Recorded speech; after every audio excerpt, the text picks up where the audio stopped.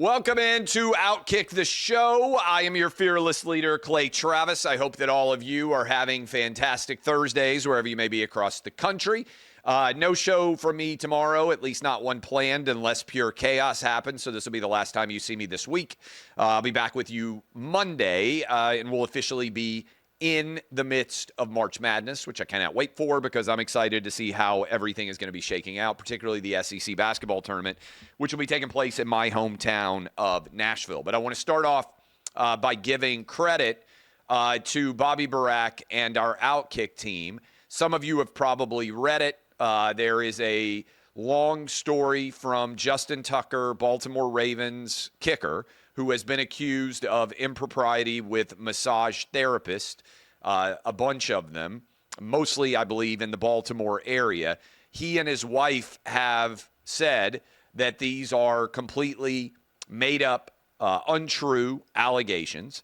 They have provided some details for us at OutKick. That story is up at OutKick, and it has echoed throughout the entire sports media universe and beyond. That is a credit to the continued growth of OutKick. I want to even do something crazy. I want to give credit to ESPN. They sent out a news alert citing OutKick's reporting through Bobby Barack as the source for their news alert. So did most other organizations. Not everybody, though. And I've got this for you right here. The AP says the Associated Press, which refuses to acknowledge the name of the Gulf of America, the Associated Press says in their story that we shared that they said, oh, sorry, we blew it.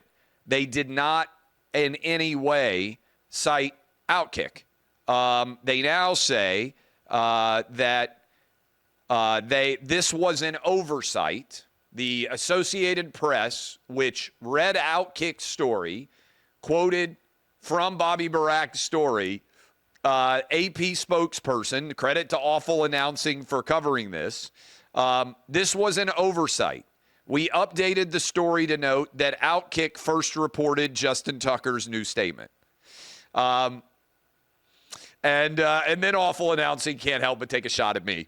Say what you will about OutKick, and the site and its founder, hyperlinked, have certainly said plenty about us, but this was clearly a scoop the site deserves credit for. Unclear how the initial oversight came to fruition.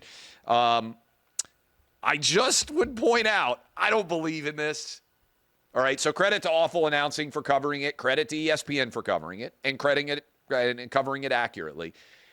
Do you really think the AP had an accidental oversight when they failed to mention OutKick in their story? The only place you could get the quotes was from OutKick. It's an entire story and interview of Justin Tucker and his wife by our writer, Bobby Barack. You think the AP totally missed where this came from? And it was an oversight that they didn't cite us? Come on.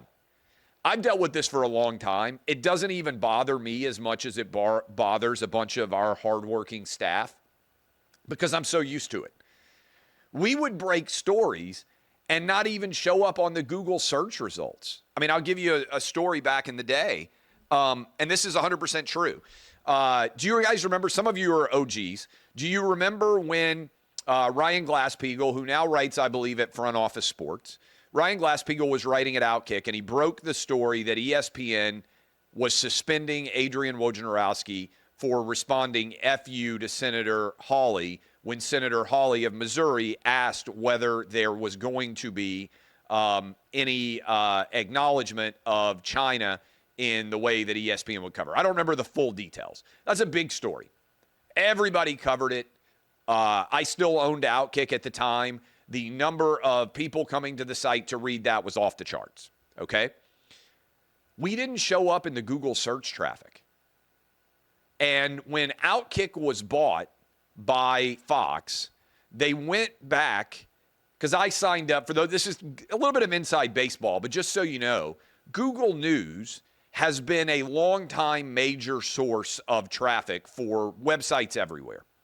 And when you index highly on Google and Google News, you get a lot of traffic. And the algorithm should favor original reporting more than aggregation. That is, if you break the story, like OutKick did, for instance, with the Adrian Wojnarowski suspension, when you break that story, you should be the top result. Other people are citing to you. You are the authority on that story. We didn't even show up in Google. All these other sites referencing OutKick showed up. And I always thought it was strange. This happened a lot of times with stories that we would break. Back in the day, do you remember when I broke the story that ESPN had reassigned an Asian football announcer named Robert Lee because of the Charlottesville protest, and they didn't want there to be a connection? Some of you are not going to believe this is real. ESPN reassigned an Asian man named Robert Lee because they didn't want him calling a University of Virginia game in the aftermath of the Charlottesville protests because he had the same name as the former Confederate general. An Asian man in the 2000s calling a football game. They didn't want him doing it. They reassigned him, okay? Crazy town, right? We broke that story. I think it was the first time I ever got to go on Tucker Carlson's show as a guest. It may have been the first time I ever went on Fox News, period. Would have been back in like 2017, 2018. And what's crazy is as you break all of this down, we didn't get any credit for that either. And so when I sold OutKick, Fox is way more sophisticated about data and analytics. Obviously, they own the New York Post. They own the Wall Street Journal. They own FoxNews.com. They own a lot of the most popular sites on the internet. And so I said, hey, maybe your data guys can look into this. We've never, ever shown up in Google search traffic. And I signed up for it accurately. Everything is fine about it. They did a deep dive, and it took months. And then somebody came back and said, hey, by the way, Google says that your site was misindexed, and in the algorithm, it was buried so that the algorithm crawl never surfaced any OutKick stories to allow traffic to go to your site. Google says it was just a coding error. How come we never get benefits of coding errors? No one's ever reached out to me and said, hey, you know what? We had a coding error. Turns out you got 10 times the traffic you should have. Coding errors only work against people like me. The AP failing to suddenly cite OutKick only seems to work against us. I don't think OutKick has ever been cited in the history of the internet for a story that we didn't break and given credit for it. Isn't it interesting how all of the oversights go the same error and go the same direction? And so I'm never surprised by any of this stuff. By the way, it's been fixed at Google, but it took a multi-billion-dollar company buying OutKick and having the resources to have an investigation undertaken inside of Google because Fox has a relationship with the Wall Street Journal and the New York Post and, FoxNews.com with Google. So they had the ability to go into it. But as a publisher running a business by myself, I didn't have any ability to get that fixed. And the result, okay, what's the result of that? Probably cost us millions of dollars. And what do I think happened there? I think somebody inside of Google hated OutKick, and I think they intentionally buried our site so it wouldn't surface on the algorithm because they decided that what we were putting out there was dangerous or inappropriate, and they didn't like our political bent. Now, this is different than intentional, which has now been admitted, right? Like, OutKick was intentionally throttled by Facebook, by Instagram, by YouTube, because I told you that the COVID shot, by and large, didn't make sense for most people, that we should keep schools open, that wearing masks to walk into a restaurant and then taking it off when you sat down at a table made no sense, that it didn't make sense in an outdoor stadium to restrict the number of people there or to have people walking around policing you to ensure that your mask was up in between bites. I haven't forgotten any of this. We know that was intentional content discrimination, but they also buried us. So I say all of that to point out that we now have gotten so big that they can't get away with the things that they got away with in the past. But I am so used to it because of having to deal with it over the last decade plus that nothing surprises me. Like one of our editors sent me a link in addition to the AP. Yahoo Sports had a big, some of you may have seen this, had a big headline with quotes from Bobby's piece at OutKick, and there was no mention of the fact that it was a story on OutKick or a link to it in any way. It was just a graphic that they built. And I responded to him. I was like, hey, appreciate it. You know, I'm paraphrasing. But maybe you should give a link or attention to the fact that this is OutKick's original reporting. And no response from Yahoo Sports. They just deleted the entire tweet. Again, it's a bare minimum to say, hey, here is where this story originally came from. Here is the reporting. We are writing on it. So I'm not surprised, but I will give credit to ESPN. I will give credit to Awful Announcing. I will give credit to the media outlets that handled this story correctly. And again, I would say it's just emblematic of the growth of OutKick and the fact that I believe, some of you can disagree, that OutKick is actually now the most influential sports media and culture site on the entire internet. Traffic reflects it. Growth of digital properties reflects it. The amount of sudden money that people want to spend with us advertising-wise reflects it. I got a dinner tonight. We got a bunch of multi-million-dollar advertisers lining up that want to spend a lot of money with OutKick because our platform has become substantial and because of the loyalty that you guys have shown. And also, by the way, you guys call out media. We've got a big audience now. I can do it, but it's not just me. A lot of you see it, and you call out the outlets that would do it. So, again, I think it is. I think it's consequential, and I give credit to our team for the work that they are doing there. This is funny. I saw this story, and I couldn't believe it was real. I thought I was being pranked. There was a confrontation. The NFL Combine is going on. There was a confrontation at a Starbucks in Indianapolis between, and Adam, you can correct me if I'm wrong on these individuals, but I think that this is who is involved. It was Jordan Schultz, who is an NFL insider, and it was Ian Rappaport, who is also an NFL insider.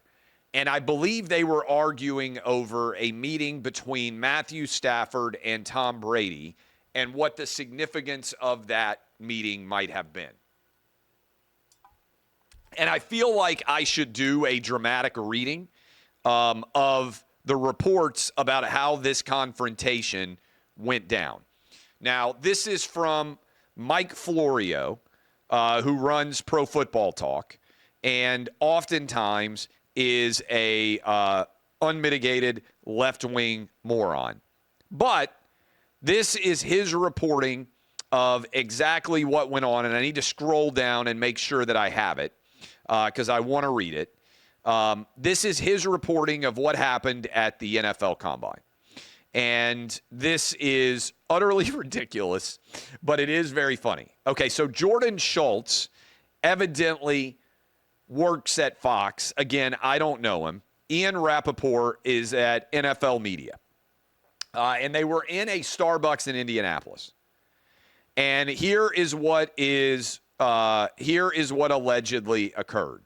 Schultz, by the way, I didn't know this either. Schultz is the son of the founder of Starbucks.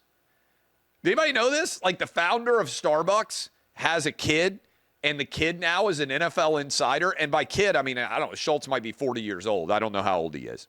Ian Rappaport was talking to an agent. Schultz said, "We need to talk." Rappaport replied, "We don't need to talk." Schultz then said that there was accusations made against Rappaport. And Schultz said, I can't believe this is real. If you have anything to say to me, say it to my effing face. If this continues, we're going to have an effing problem. Rappaport then asked Schultz to step back, and Schultz said, if this happens again, we're going to have effing problem. Now I'll step back. Inside, over NFL Insider reports. Now, this is where it is to me, a total loser response. Ian Rappaport turned in Schultz to NFL security to conduct an investigation. Now, look, I think Schultz here going up to Rappaport to have a public discussion about their source-off is maybe the nerdiest thing that could happen in sports media. Okay? The second, though, so I think him going to Rappaport is kind of a ridiculous thing to do in public in this way. But to me, if I'm scoring this, turning somebody into NFL security over this situation is crazy town. Okay? If somebody throws a punch at you over your NFL reporting and they are also an NFL reporter, like they're probably going to go to jail. If anyone is dumb enough to do that, then they should go to jail, right? If you're a grown man and you get into a fight with another grown man and your own personal safety is not in total danger, if your family's personal safety is not in danger, you are a loser, okay? I'm 45 years old. I'm not going to get in a fight with somebody in public. First of all, I've got a lot of money, so I would probably get sued over it, and I'd end up in a lawsuit.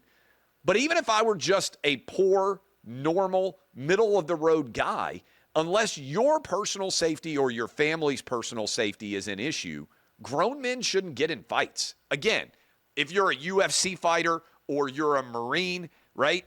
These are different scenarios, and you are paid in some way to be physical in nature. Reporting this to NFL security is a loser move. And I can only imagine that NFL security was rolling their eyes over a source-off at a Starbucks creating this kind of drama. But I did read it and think this is an amazing story. Adam Schefter later posted a picture of a Starbucks logo, headlined it, Indianapolis, head on a swivel. So that in and of itself is very, very funny, and OutKick has written about it if you are somewhat interested in that. A couple of other stories that are out there. I don't even want to dive into it too hard because it seems very strange, but Gene Hackman, one of the great actors of his era, his wife, and their dog are all reportedly dead, and they were found either this morning or yesterday. And they say no foul play was involved. Hackman was 95 years old. His wife was 30 years younger. And more details, Adam, you can let me know if anything has come out recently. They say it was not carbon monoxide poisoning. They don't really seem to have an understanding of what happened. So both individuals found dead, as well as the dog. The only thing suspicious about this to me is the timing, and there are reports that the wife might have been dead for a long time. And so both of these guys and the dog may have been dead for a long time for all we know. But this story is out there. Gene Hackman, I think, one of the greatest roles of any sports movie ever in Hoosiers. You can make an argument that Hoosiers is the best sports movie of all time. I think it's certainly top 5. And I was thinking about this. One of the challenges with sports movies is how do you weigh serious sports movie compared to comedy, right? Major League, for instance, Bob Uecker just died recently, hysterical. I don't know that you would call it a great film, right? Happy Gilmore, hysterical. I don't know that you would call it an incredible movie, right? There are a bunch of the Will Ferrell movies, Talladega Nights, for example, comedy movie, different than drama movie associated with sports.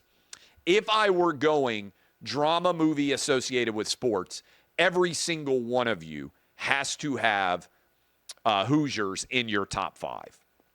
And inevitably, when I do this off the top of my head, I'm going to forget something, and I'm going to get blown up when this gets clipped. But off the top of my head, Adam and staff in the Nashville office, you guys can help me if I forget one. My ballpark top 5, not comedy focused, okay? So whoever clips this, make sure that this is included.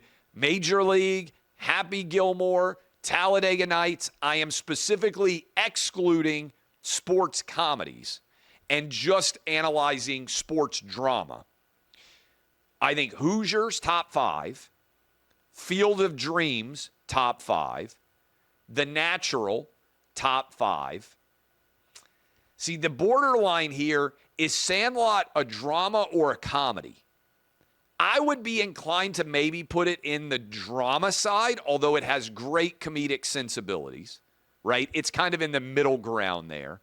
Miracle, and I would say, look, there are a lot of other, I would say, elite movies. Those are the ones that come to mind right off the top as elite drama movies. He Got Game, I think, was very good. Are there Rocky, if you count Rocky as a sports movie, certainly is in that genre. I'm not sure that Rocky definitely counts. Those would be like, what did I just name? Those would be the 6 or 7 dramatic sports movies that come to mind as the greatest ever. Again, different than sports comedies. And Team in Nashville, if I have forgotten any that you guys would say should be on that list, let me know. Remember the Titans, very good. That is a very good story in and of itself. Good movie. I think that is that's one that should be in the mix. I think you can make an argument that Hoosiers is the best sports movie that's ever been made. Blue Chips in the middle, right? And I'm talking about fiction, so I'm not talking about like Hoop Dreams, which is a very good documentary, or frankly one that just came out, the last season of Michael Jordan that everybody watched during COVID 5 years ago, The Last Dance. So I'm talking about fiction. I think maybe that's probably the roster. And then there are other, Days of Thunder, the Ferrari movie that came out recently. There are some race car movies that have been considered really good. That would be my roster in general. Inevitably, I forgot something. I'm going to get blown up. But that's off the top of my head, my reaction for sports movies that immediately come to mind. Mr. Beast. I like to talk about larger business trajectories. Mr. Beast got, according to Bloomberg, a $5 billion, that's billion with a B, valuation on his media company. They own a variety of media company, like they own a food company, a bar company, $5 billion valuation. He has over 300 million, I think, YouTube subscribers, got an Amazon Prime show. I met Mr. Beast a few years ago at Poker After Dark. I was in the Poker After Dark competition. Doyle Brunson, Phil Hellmuth, Mr. Beast, me, Ted Cruz, senator from Texas, were among the people sitting at that table. I got smoked. I'm not very good at poker. But Mr. Beast showed up late, went all in against Phil Hellmuth on like the third hand, bankrupted out, and was done. Super nice guy, recorded videos for my kids. So I have hung out with him a very limited amount at that Poker After Dark and then dinner and whatnot surrounding that. I think you can make the argument that he is the most successful content producer in the history of the internet. Content producer. That is someone who sits in front of a camera. That is someone who writes. That is someone who makes videos. I can't think of anybody else even close to him. That he is now worth $1 billion. I've done well. Bill Simmons has done well. Dave Portnoy has done well. There's lots of people who are have founded companies and aren't necessarily content focused. The Bleacher Report guys did a really good job. There have been a variety of different people in sports media who have done well. I can't think of anybody more successful than Mr. Beast. I think there is a strong argument that he is the most successful internet entrepreneur, content producer that has ever existed. So if you are out there and you want to do something in the field of media one day, I would study Mr. Beast. What can you learn from him and the business that he has built surrounding his YouTube audience? I think is an incredible story. I would read a book about how Mr. Beast got as big as he did. My kids love him. That's how I even knew who he was. I don't sit around and watch viral YouTube videos. My kids were blown away that I got to meet him. And I knew several years ago at that point in time, I think he's still only like 26 or 27. I knew at that point in time, oh, this guy's a big deal. Probably that is the person I have met, including Trump and any number of famous coaches and athletes, that my kids have been most impressed that I met. So congratulations to him. A couple of stories that are out there in the world of sports gambling. You guys know, obviously, I love sports gambling. Did a daily show, Fox Bet Live, Lock It In, for Fox Sports, FS1. Love all of this. ESPN Bet. So the story here is FanDuel is number one. DraftKings is number two. Prize Picks is actually number three if you look at the overall data. And this was according to reports. FanDuel has 4 million active users. DraftKings has 3.5 million. This is direct sports gambling. Then there's a big drop. BetMGM has 1 million. ESPN Bet only has 350,000 subscribers, active users. This is crazy. And I told you that I thought it would not work. I didn't think there was any way that it would go this bad. So I want to share the data with you because it's really pretty unbelievable that it would be this bad. And let me get to it right here. ESPN Bet estimates it has a 2.3% market share in the 20 jurisdictions where it operates. So there are around 40 states with legalized sports gambling. You'd have to cut that at least in half. Even in the states where they are located, ESPN Bet has a 2% market share. This is crazy too. This is according to Ryan Butler. Less than 0.1% of ESPN app users have linked an ESPN Bet account to their ESPN account per Penn Gaming, which shared those figures today. I told you this was going to bomb. It's bombing even worse than I thought it would bomb. ESPN Bet is dead. This is ominous for ESPN's streaming offering because it suggests what I believe is true, that the ESPN brand is not very valuable. And I told you this when this happened. I said, I think Penn's going to find out that they should have stuck with Barstool. Because whatever you think of Barstool, the audience that they built actually likes them and is committed to them. It may not be big enough to build a huge sports gambling audience like that Penn had hoped, but I actually think it's a better audience they would have had if they had just stuck with Barstool compared to the hundreds of millions of dollars they lit on fire giving up that brand and then going back in with ESPN. That hasn't worked either. So the clear three in the sports gaming universe, FanDuel, DraftKings, and our friends at Prize Picks. I think it's going to be hard for anybody to get past those top three.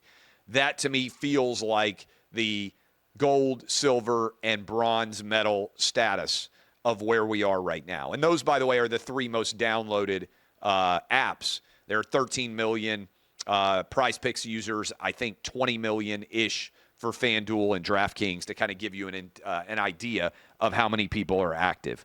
So ESPN Bet has bombed. Floyd Mayweather has come out and said Donald Trump is the best president ever.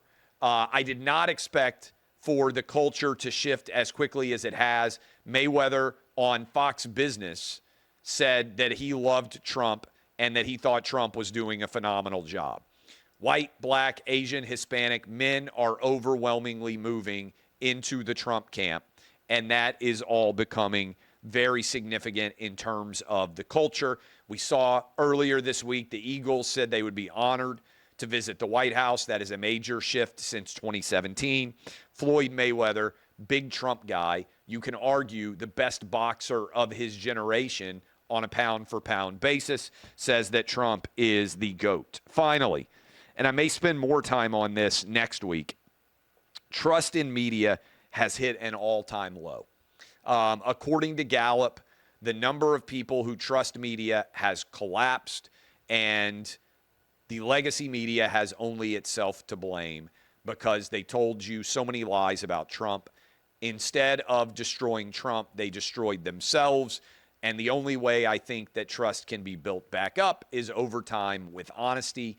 There is a big deficit. There is a big hole to dig out of, but that is the world in which we find ourselves now. I may weigh in on Jeff Bezos and the criticism that he's getting on Monday's program because I think it is entirely unjustified. I've got a bunch of meetings that I have to get to for advertisers as we speak, so I am going to bid you all adieu. DBAP, unless you need to SBAP. Thank you to Haley Karanea, whose name I have never been able to correctly pronounce. She is going to Dan Bongino's show. She has done a fabulous job working with us at OutKick. Tomorrow is her final day. One of the goals that I have at OutKick is whoever comes and works here, I hope you stay for a very long time. But if you leave, I want you to be able to leave for a better job than you came and took with us. That is my goal. And so far, that has almost uniformly been the case. I can't guarantee that you'll be able to work for us forever, but if you bust your ass, I can guarantee that people will notice and that you will have better career prospects in the future than you did on the day we started. You started with us. It's true for Haley. Congratulations to her. We love all her work. Dan Bongino is getting a great talent. Good luck to her, and I appreciate all of you out there consuming our content every single day. DBAP, unless you need to SBAP, I'm Clay Travis. I will be back with you on OutKick the show Monday. Until then, have fabulous weekends. I'm off to make OutKick some more money. See you guys.